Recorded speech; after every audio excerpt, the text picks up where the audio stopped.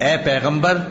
جب مومن تم سے اس درخت کے نیچے بیعت کر رہے تھے تو اللہ ان سے خوش ہوا، اور جو صدق و خلوص ان کے دلوں میں تھا وہ اس نے معلوم کر لیا، تو ان پر تسکین نازل فرمائی اور انہیں جلد فتح عنایت کی، اور بہت سی غنیمتیں وہ آئندہ بھی حاصل کریں گے،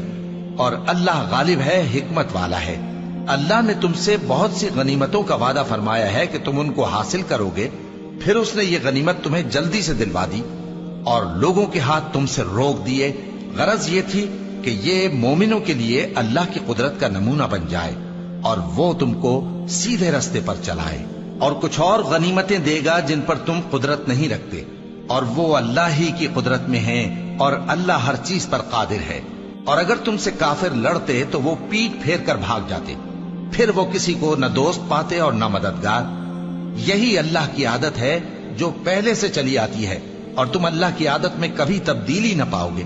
اور وہی تو ہے جس نے تم کو ان کافروں پر فتح یاب کرنے کے بعد سرحد مکہ میں ان کے ہاتھ تم سے اور تمہارے ہاتھ ان سے روک دیے،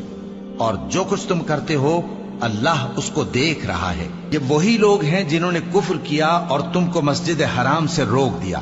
اور قربانیوں کو بھی کہ اپنی جگہ پہنچنے سے رکی رہیں۔ اور اگر ایسے مسلمان مرد اور مسلمان عورتیں نہ ہوتی جن کو تم جانتے نہ تھے کہ اگر تم ان کو پامال کر دیتے تو تم کو ان کی طرف سے بے خبری میں نقصان پہنچ جاتا، تو بھی تمہارے ہاتھ فتح رہتی، مگر تاخیر اس لیے ہوئی کہ اللہ اپنی رحمت میں جس کو چاہے داخل کر لے۔ اور اگر دونوں فریق الگ الگ ہو جاتے تو جو ان میں کافر تھے ان کو ہم دکھ دینے والا عذاب دیتے۔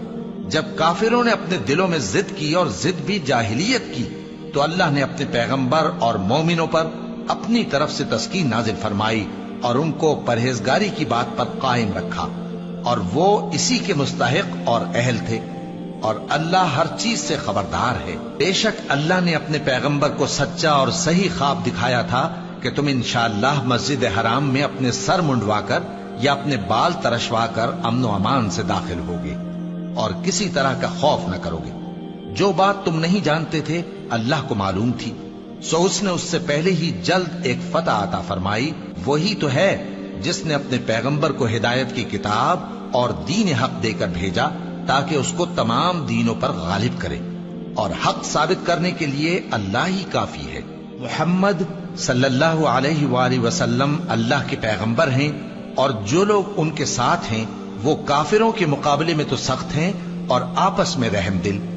اے دیکھنے والے، تو ان کو دیکھتا ہے کہ اللہ کے آگے جھکے ہوئے سر و سجود ہیں اور اللہ کا فضل اور اس کی خوشنودی طلب کر رہے ہیں۔ کثرت سجود کے اثر سے ان کی پیشانیوں پر نشان پڑے ہوئے ہیں۔